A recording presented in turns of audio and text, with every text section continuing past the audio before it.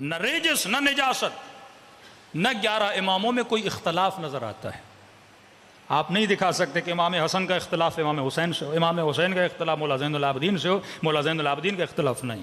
اولنا محمد، اوسطنا محمد، آخرنا محمد، بل کلنا محمد۔ فرمائیے سارے کے سارے محمد ہیں۔ اطاعت تقوی ان میں جھلک رہی ہے۔ یہ وہ ہیں جن کے پاس علم بھی ہے، جن کے پاس حکمت بھی ہے۔ کبھی تلوار کے ذریعے قوم کی اصلاح کی ہے، کبھی صبر کر کے اصلاح کی ہے، کبھی صلح کر کے اصلاح کی ہے۔ ہر زمانے میں رہبر معظم فرماتے ہیں کہ ائمہ کی زندگی کو ایک ایک کر کے نہ دیکھا کرو۔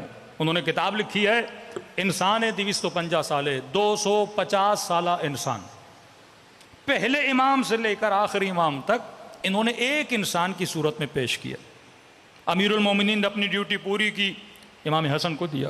امام حسن نے ڈیوٹی پوری کی، امام حسین کو دیا۔ واللہ اگر صلح نامہ امام حسن نہ ہوتا، آج امت یہ ماننے پہ تیار نہ ہوتی کہ 70,000 ممبروں سے امیر المومنین پہ سب و شتم کیا جاتا تھا۔ اس نے خط پر سائن کر کے دیا کہ حسن جو لکھو گے میں ماننے کے لیے تیار ہوں۔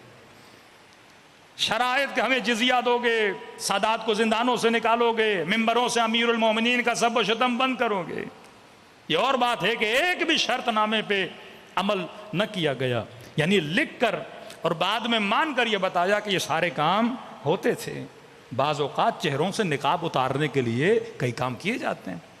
تو تاریخ لکھتے اگر یہ صلح امام حسن نہ ہوتی، اس وقت امام حسن کی جان کو بھی خطرہ تھا، امام حسین کی جان کو بھی خطرہ تھا۔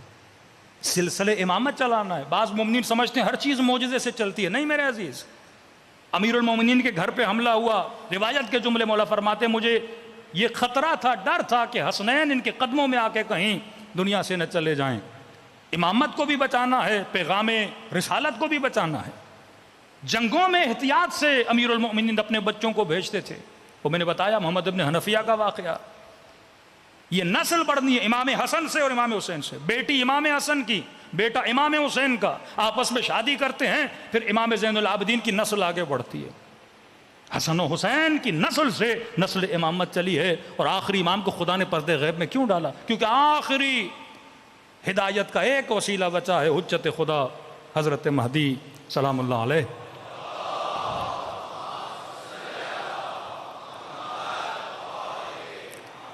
ہزار سال سے زیادہ گزر گئے، آج تک امام پردے غیب میں۔ جب تک سوسائٹی میں وہ صلاحیت پیدا نہیں ہوتی، خدا اس امام کو ضائع نہیں کرے گا۔ جب تک لوگ اس نتیجے پہ نہیں پہنچتے کہ واقعاً ہمارے مسائل کا حل اہل بیت رسول ہیں، واقعاً ہماری ہدایت کا وسیلہ صرف اور صرف کون ہے؟ اہل بیت رسول ہیں۔ اب چند باتیں اپنے لیے کہ کس طرح کس طریقے سے اہل بیت علیہ الصلوۃ والسلام نے وہ کون سی ٹیکنیکس تھیں۔ میں جو نوجوان ڈیزائنر ہیں وہ بنا بھی سکتے ہیں۔ آپ ایک مربع شکل بنائیے، اس کے بیچ میں لکھیے اہل بیت اور قرآن، اس کے اوپر لکھیے عقل اور حکمت، اس کے رائٹ پہ لکھیے معروف اور منکر، اس کے لیفٹ پہ لکھیے محبت اور بغض، اس کے اینڈ میں لکھیے عدل اور حکمت۔ یہ پورا نظام اہل بیت ہے کہ نظام کو چلانے والے محمد اور آل محمد اور قانون قرآن سے نکالیں گے۔ اس نظام کے اندر جو رہنے والے لوگ ہیں ان کے محبت اور بغض ایک ہونا چاہیے۔ اگر ہماری بغض اور محبت ادھر ادھر ہو گیا تو ہم اس نظام سے باہر نکل جائیں گے۔ شیعہ شیعہ کب کہلاتا ہے؟ جب محمد سے محبت کرے، آل محمد سے محبت کرے، ان کے دشمنوں سے نفرت کرے۔ جس دن اگر کوئی خود کو شیعہ کہے اور یہ کہے کہ قاتل زہرا کی محبت آ گئی، دشمن علی کی محبت آ گئی، قاتل امام رضا کی محبت آ گئی، قاتل جناب امام حسین کی محبت آ گئی، یہ شیعہ نہیں رہتا۔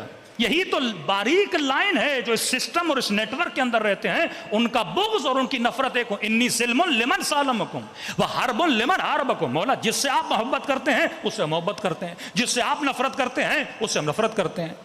جنہوں نے آپ کے ساتھ جنگ کی اس سے ہماری، جس نے بھی علی کے ساتھ جنگ کی ہماری جنگ ہے اس کے ساتھ، جس نے بھی سب و شتم کیا ان کی محبت ہمارے دل میں نہیں آ سکتی۔ فرمایا اس سسٹم میں رہنے والوں کے جو جوڑنے کا طریقہ ہے وہ محبت اور نفرت ہے۔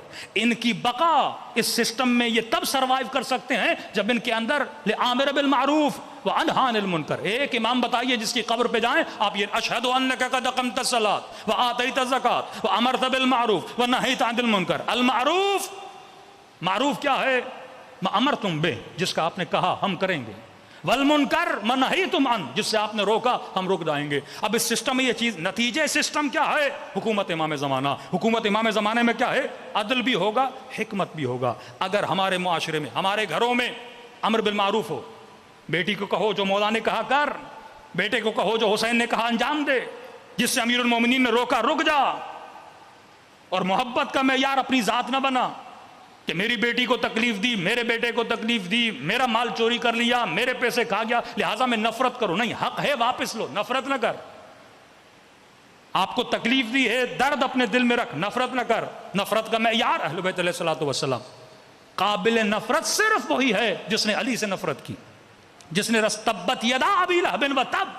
خدا اتنی نفرت کا اظہار کر رہا ہے، کیوں؟ کیونکہ اس نے محمد سے نفرت کی ہے، اس نے رسول سے دشمنی کی ہے۔ جو زہرا سے دشمنی کرے، جو علی سے دشمنی کرے، اس کے دل میں دشمنی رکھنی ہے۔ اب اظہار کرنا نہ کرنا وہ ایک الگ منزل ہے، لیکن دلوں کے اندر نفرت ہونی چاہیے، دلوں کے اندر بغض ہونا چاہیے۔ محبت اور نفرت کا معیار، یہ پچھلے سال میں نے قرآن کی آیت پڑھی تھی کہ یوم تری المؤمنون والمؤمنات یسعی نورہم بین ایدیہم وبایمانہم، قیامت کے دن کو جیسے لوگوں کو لایا جائے گا جن کے چہروں سے نور نکلے گا، پوچھا جائے گا ولی ہو کہیں گے نہیں، شہید ہو کہیں گے نہیں، امام ہو کہیں گے نہیں، نبی ہو کہیں گے نہیں۔ کہ پھر یہ نور کس وجہ سے نکل رہا ہے؟ کہتے دنیا میں ایک کام کیا تھا۔ کون سا کام کیا؟ کہ دنیا میں لوگوں نے ہم سے محبت کی، مال کی وجہ سے، شہرت کی وجہ سے، مقام کی وجہ سے، کرسی کی وجہ سے، حسن کی وجہ سے، طاقت کی وجہ سے، لیکن ہم نے ان لوگوں کی محبت کو نہیں دیکھا۔ دنیا میں لوگوں نے ہمیں گالیاں دیں، دنیا میں لوگوں نے ہمیں اذیتیں دیں، لیکن ہم ان سے نفرت نہیں کی۔ پریشان ہو کے پوچھنے لگے ارے تم نے محبت کرنے والوں سے محبت نہیں کی، تم نے نفرت کرنے والوں سے نفرت نہیں کی، پھر تم نے محبت کس سے کی، پھر تم نے نفرت کس سے کی؟ کہ بس محبت اس سے کی جس کے دل میں خدا کی محبت تھی۔